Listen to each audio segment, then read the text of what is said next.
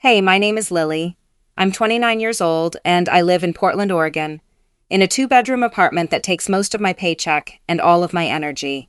I work days at a retail store near the mall and 2 or 3 nights a week at a diner 2 blocks from home. I make it work. I have learned to make most things work. I have a daughter named Mia. She's 5. She has her father's dark curls and my stubborn streak, which means she is going to be either a lawyer or a disaster, and I suspect she will be both at different points in her life. She came into the world asking questions she wasn't old enough to ask, and she hasn't stopped since. She wants to know why the sky is blue, and why some dogs are sad and why people leave, and whether T-Rexes were actually mean or just misunderstood. I try to answer every question honestly. That last one is the hardest. Her father's name is Tom. We were together 4 years, married for 2. He was charming in the way that some men are charming, before you understand that the charm is all they brought to the arrangement. When Mia was 3, he told me he couldn't do the family thing anymore. He didn't say it with cruelty. He said it like he was canceling a subscription he'd forgotten he had. He packed a bag one morning while I was at work, and by the time I picked Mia up from daycare, half the closet was empty, and my life had a shape I hadn't chosen. He sends money sometimes, not enough and not reliably. He calls Mia on some birthdays. She has stopped asking when the calls don't come. That is the thing that stays with me. That she learned so early not to expect things from the people who were supposed to show up for her. I became a person who did not expect things from people either. Not because I was angry, not even because I was sad, but because expectation had a cost I had stopped being able to afford. I went to work, I picked Mia up, I made dinner, I read her a story. I lay in the dark after she fell asleep and told myself I was fine. Most days I believed it. The night at Maple & Co. started the way those nights always start. Someone from work who thought she was doing me a favor. Her cousin's friend, apparently very successful, very interested in meeting someone. I said yes because I was tired of saying no, and because Mia had been asking me lately why I never went anywhere. And I didn't have a good answer for a 5-year-old who deserved better than watching her mother disappear into the couch every evening. I arranged for my neighbor to watch Mia. She canceled 2 hours before. I tried 3 other people. My phone felt like it was made of bad luck. By the time I had run out of options, I was standing in my bathroom, in a blue dress I had bought secondhand and ironed carefully, and Mia was sitting on the edge of the tub watching me with her serious eyes. She asked if she could come. I looked at her in that red dress, with the sparkly bow she had chosen herself. I thought about calling and canceling. I thought about texting to explain. But Mia had been looking forward to me going somewhere like it was something special, like watching her mother get dressed and put on earrings was proof that the world outside our apartment still existed. I said yes. I should say here that I had told Ryan I was a single mother before we matched. It was the second thing in my profile right after my name. I believed in being clear. I had been clear. I had no reason to think clarity would be a problem.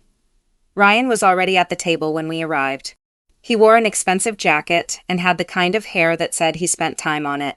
He smiled when he saw me coming. The smile lasted until he saw Mia. I watched it happen in real time. The smile didn't disappear all at once. It drained slowly, like something being emptied. His eyes moved from me to my daughter, and back again with the particular blankness of a man recalculating. I still walked to the table. I still said his name. I still apologized for the sitter situation, even though I had nothing to apologize for. He said, "You didn't mention you were bringing your kid," I said. I mentioned I had a daughter. My sitter had an emergency. Mia stood beside me with her hand in mine. She said hello to him politely, because I had raised her to be polite even when no one deserved it. He didn't answer her. He looked at her the way people look at delays. He said he had come here for a date, not a playhouse. He said he wasn't interested in being a stepdad to anyone.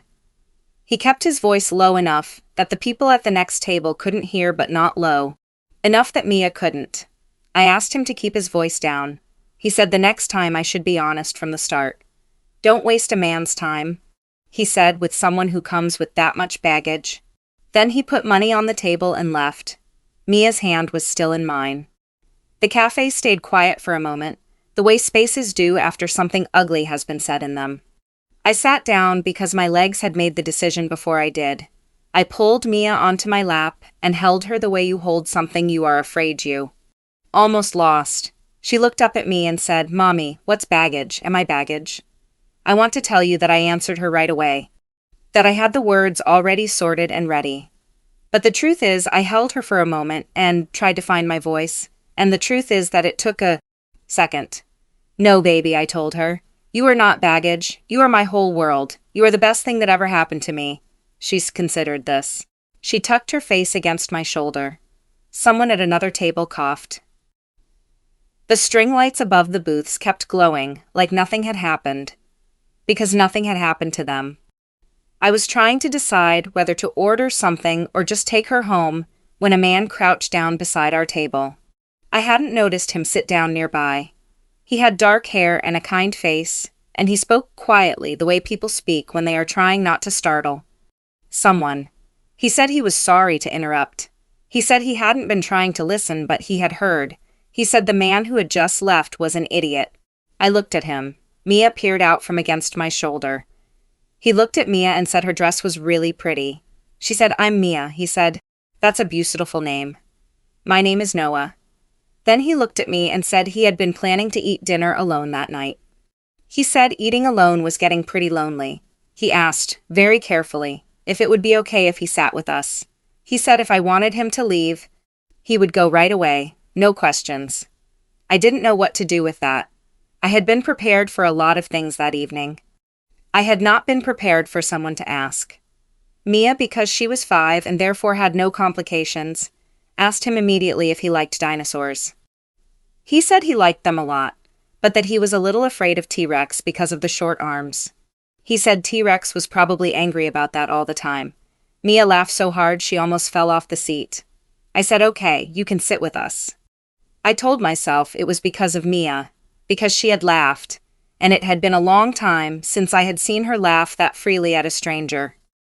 I told myself it had nothing to do with the fact that he had asked instead of assumed, that he had looked at Mia and seen a child instead of a complication, that he had crouched down to her level before he had even spoken to me.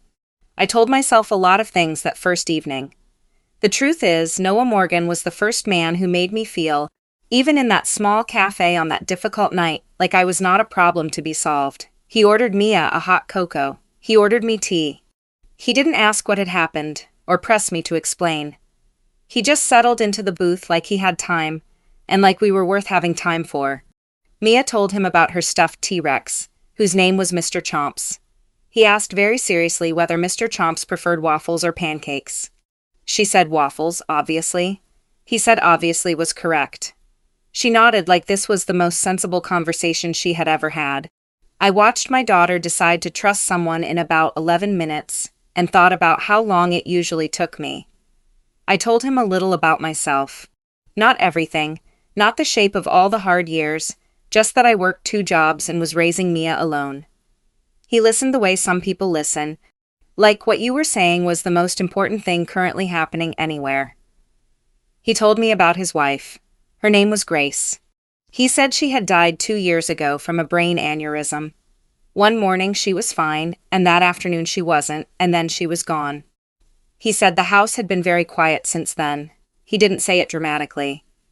He said it, the way people say things they have said to themselves so many times that the words have worn smooth. But his eyes went somewhere when he said her name, and I understood that kind of going somewhere. I had done it myself when I said Tom's name in the early months. The difference was that Noah's going somewhere was full of grief, and mine was full of something colder. I put my hand on top of his without deciding to. He stopped talking and looked at it for a moment. I said I was sorry. He said thank you. We sat for a while without talking. Mia ate her cookie in careful bites, saving the edges for last because she had decided edges were the best part. The cafe owner, a woman named Mrs. Calloway, kept coming by with extra napkins and small mints, and giving us the kind of look that said she had seen enough quiet, lonely people in this cafe too. Recognized when something was changing. When Maple & Co. started closing, Noah helped Mia into her coat. She was half asleep, still holding the last piece of cookie in a napkin she had been very firm about taking with her. He offered to carry her to the car. I said yes before I had decided to. He was careful with her. He buckled her into the car seat with the calm of someone who knew how not to wake a sleeping child. He checked the straps and tucked the little blanket up and stepped back. I stood beside the car watching him and felt something shift in me that I didn't have a name for yet. He wrote his number on a napkin. Not his name, just the number, and a single line that said, "If you ever want to have dinner again, no pressure, just two people who survived one very strange evening." I took it. He said no Brandon this time. I said definitely not. He laughed. I laughed. Mia slept through all of it. I drove home with her breathing softly in the back seat and his number in my coat pocket and the strangest feeling that something had just happened that I hadn't planned for and that this time I didn't want to talk myself out of it. His first text came the next afternoon. Mia wants to know if T-Rex really gets mad about his arms. I wrote back yes, and that's why he roars. She sent him a drawing of a T-Rex wearing a party hat. He sent back a photo of the dinner he had burned and wrote, "Proof that I need supervision in the kitchen." We texted every day. Then we met for coffee on the days Mia was at preschool. Then we started going to the park on weekends. He pushed Mia on the swings and made sound effects every time she pumped her legs, which made her shriek with delight. I sat on the bench and watched them, and let myself just sit there without doing anything useful. And the fact that it felt okay was itself a revelation. A month in, Noah was part of our days in ways that had happened without either of us planning it. He fixed the faucet that had been dripping since October. He listened to my car and told me what was wrong before it got worse. He brought soup when Mia had a low fever and stayed to watch a cartoon and didn't make it feel like a gesture. I noticed everything. I noticed that he always spoke to Mia first when he arrived, not as a performance for my benefit, but because he had decided she mattered and acted accordingly. I noticed that he never touched me without asking. I noticed that he remembered small things, what Mia had said last week, that I took my coffee with too much milk, that I didn't like asking for help, and would rather struggle with something twice as long as admit I needed it. He noticed that about me and he worked around it without making me feel managed. One evening after Mia had fallen asleep on his couch and the apartment was quiet, I was washing our mugs at the sink and I started crying without meaning to. Not from sadness exactly. From something I didn't have a word for yet. Some combination of relief and grief and the terrifying recognition that something good was happening, and I didn't know how to receive it. He came into the kitchen and saw me. He didn't ask what was wrong. He stood beside me and waited. I said, "I'm not used to someone staying," he said. "Then I'll help you get used to it." I looked at him. We were close enough that I could see the exact color of his eyes, which were dark and steady and not going anywhere. I said, "I want to believe that," he said. "Then let me prove it." "You don't have to believe it tonight." I didn't sleep very much that night. Not because anything had happened, but because something was about to. And I could feel it the way you feel weather changing before the clouds arrive. I lay in the dark after Mia went to sleep and made a list in my head of all the reasons to be careful. It was a long list. I had been adding to it for 2 years. Then Tom came back. He showed up at the apartment one afternoon like no time had passed, dressed nicely. Easy smile, the particular confidence of a man who has never once wondered if he would be welcome. He said he had heard I was seeing someone. He said he just wanted to make sure I wasn't bringing the wrong kind of people around Mia. I told him he had walked out. I reminded him that the money came in irregular at best and absent at worst. I told him that Mia's last birthday he hadn't called until the day after. He smiled at all of it. He said he was still her father on paper. He said if I wasn't careful, he would look into his options legally. He meant custody. I stood in my own doorway and felt the floor go unstable under my feet. I didn't call Noah that night. I didn't call him the next night either. I pulled back from everything slowly, the way I had learned to do when things were about to fall apart. Make yourself need less. Give no one anything else to use. I told myself I was protecting him. I told myself this was too much to ask of someone who had his own grief and his own quiet life. I told myself a lot of things in that kitchen. He let me pull away for 2 weeks. He didn't push. He texted less. He respected the distance. But one night, my car died on a road a few miles from home.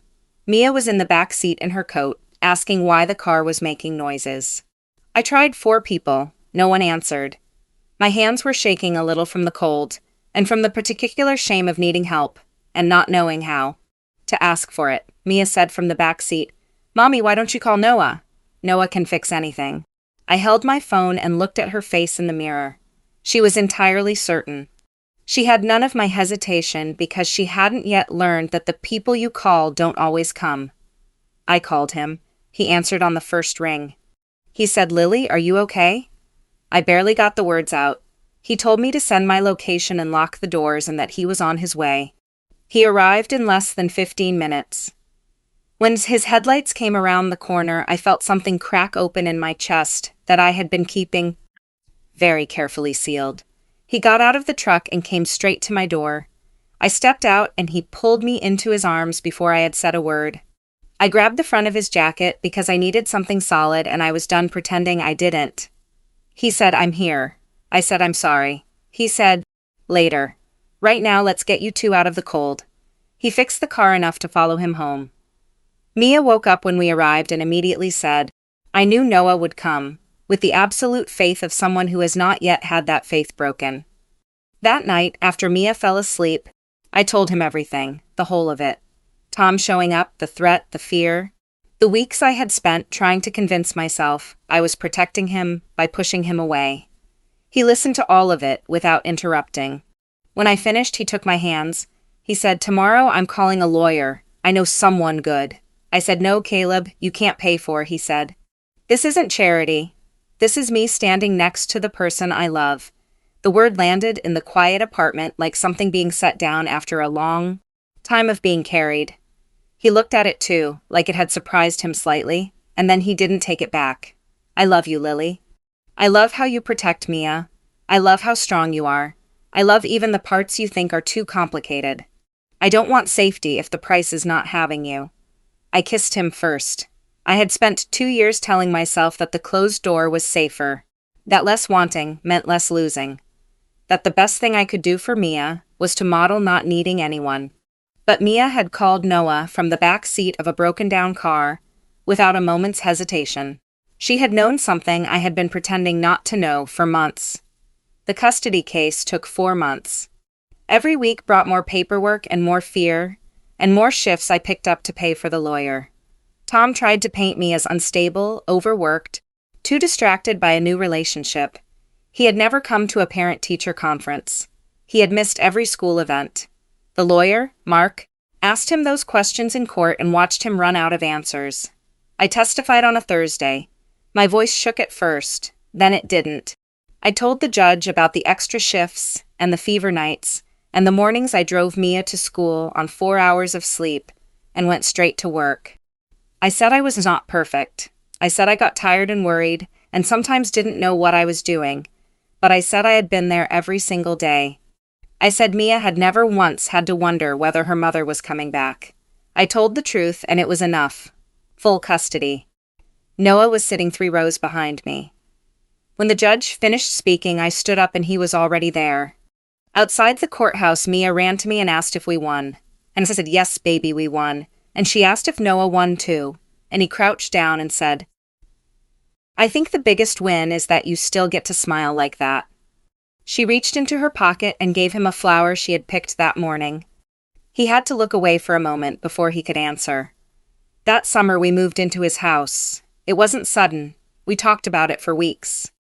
We were careful with Mia. But Mia was the one who kept asking why she couldn't just sleep there all the time, with the simple impatience of a child who has already made up her mind and is waiting for the adults to catch up. On moving day, his quiet house became a maze of cardboard boxes and stuffed animals, and Mia running from room to room declaring which spaces now belonged to the dinosaur princess. I stood in the middle of the living room, holding a box, and started crying. Noah walked over and said, "Regretting it already?" I shook my head. I said, "I just never thought I'd have a place where I could put my things down without being afraid I'd have to pick them up again." He took the box from me, he said, then put it down. There's room. Mia called him Daddy Noah for the first time on an ordinary Tuesday. He was fixing the star-shaped nightlight in her room. She was in pajamas, hugging Mr. Chomps. She said it like she had been saying it for years, completely natural, without ceremony. Daddy Noah, can you take me to school tomorrow? He said of course he could. He had to step into the hallway after, and I followed him and he was crying. I put my arms around him from behind and he said, I didn't know I could still be called that. I held on tighter. I used to think the night at Maple & Co. was one of the worst nights of my life. Ryan's voice, the word baggage. Mia's face when she asked if she was one. Now when I think about that night, I think about the moment right after. A man crouching down beside our table. His voice careful and quiet. His question so simple it almost didn't sound like anything. Can I sit with you two? That question was the beginning of everything. Not because he saved us. We were never waiting to be saved. We were just two people who had been through enough to know the difference between someone who wanted something from them and someone who wanted to stay. Mia knew it in 11 minutes. It took me a little longer, but we got here. Both of us chose this. And on the nights when I'm standing in the kitchen and I can hear Mia laughing down the hall, and Noah's boots on the porch, and the house is full of exactly the right noise, I think about the version of me who was sitting in that booth, trying not to fall apart in front of her daughter. I want to tell her you are not baggage. Neither is she. You are the beginning of the story, not the end of it. And the man who asked if he could sit with you meant it. He's still here,